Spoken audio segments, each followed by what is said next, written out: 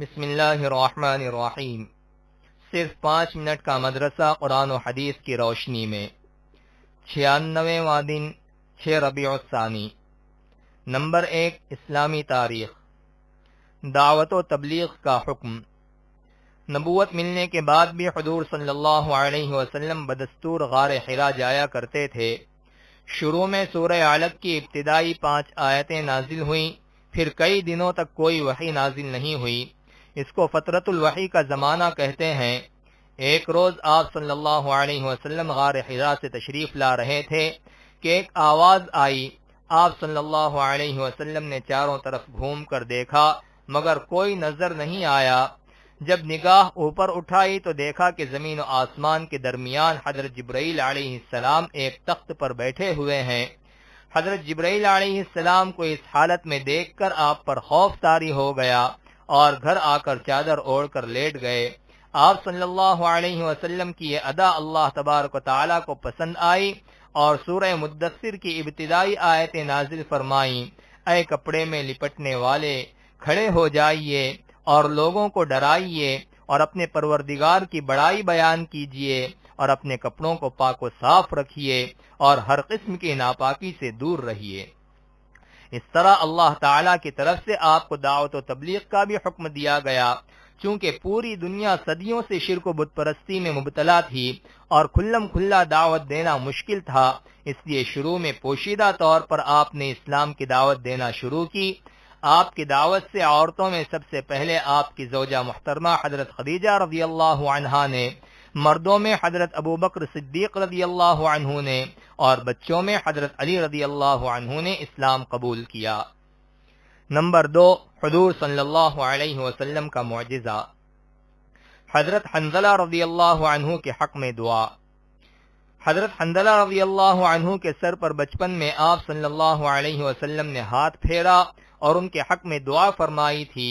چنانچہ اس دعا کی برکت یہ ہوئی کہ اگر کسی آدمی یا جانور کے بدن میں تکلیف ہوتی تو اس کو حضرت حنظلہ رضی اللہ عنہ کے پاس لے آتے۔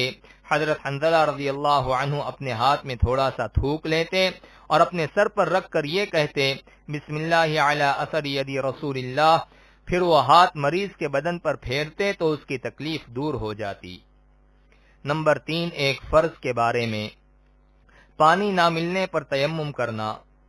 رسول اللہ صلی اللہ علیہ وسلم نے فرمایا، پاک مٹی مسلمان کا سامان طہارت ہے اگرچہ 10 سال تک پانی نہ ملے، پس جب پانی پائے تو چاہیے کہ اس کو بدن پر ڈالے، یعنی اس سے وضو یا غسل کر لے، کیونکہ یہ بہت اچھا ہے۔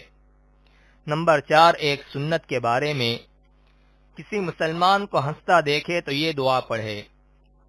جب کسی مسلمان کو ہنستا ہوا دیکھے تو یہ دعا پڑھے، اضحک اللہ سنک، ترجمہ اللہ آپ کو مسکراتا رکھے۔ نمبر 5، ایک اہم عمل کی فضیلت۔ لوگوں سے اپنی ضرورت چھپائے رکھنا۔ رسول اللہ صلی اللہ علیہ وسلم نے فرمایا، جو شخص بھوکا ہو یا اس کو کوئی اور خاص حاجت ہو اور وہ اپنی اس بھوک اور حاجت کو لوگوں سے چھپائے رکھے، یعنی ان کے سامنے ظاہر کر کے ان سے سوال نہ کرے، تو اللہ تعالیٰ کے ذمہ ہے کہ اس کو حلال طریقے سے 1 سال کا رزق عطا فرمائے۔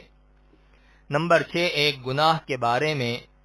حلال کو حرام سمجھنا۔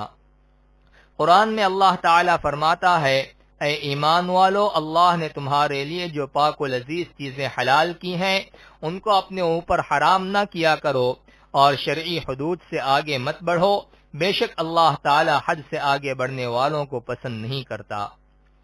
نمبر 7، دنیا کے بارے میں۔ نعمت عطا کرنے میں اللہ تعالیٰ کا قانون۔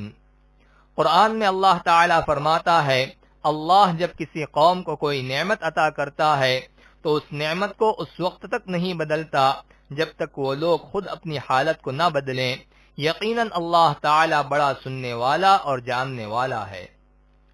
نمبر 8، آخرت کے بارے میں۔ قیامت کن لوگوں پر آئے گی؟ رسول اللہ صلی اللہ علیہ وسلم نے فرمایا، قیامت صرف بدترین لوگوں پر ہی آئے گی۔ فائدہ: جب تک اس دنیا میں ایک آدمی بھی اللہ کا نام لینے والا زندہ رہے گا، اس وقت تک دنیا کا نظام چلتا رہے گا، لیکن جب اللہ کا نام لینے والا کوئی نہ رہے گا اور صرف بدترین اور برے لوگ ہی رہ جائیں گے تو اس وقت قیامت قائم کی جائے گی۔ نمبر 9، قرآن سے علاج۔ معوذتین سے بیماری کا علاج۔ حضرت عائشہ صدیقہ رضی اللہ عنہا فرماتی ہیں کہ رسول اللہ صلی اللہ علیہ وسلم جب بیمار ہوتے تو معوذتین یعنی قل اعوذ برب الفلق اور قل اعوذ برب الناس پڑھ کر اپنے اوپر دم کر لیا کرتے تھے۔ نمبر 10، نبی صلی اللہ علیہ وسلم کی نصیحت۔ رسول اللہ صلی اللہ علیہ وسلم نے فرمایا، اگر کسی سے ملنے جاؤ تو اندر داخل ہونے سے پہلے 3 مرتبہ اجازت طلب کرو، اگر اجازت مل جائے تو ٹھیک ہے ورنہ واپس لوٹ جاؤ۔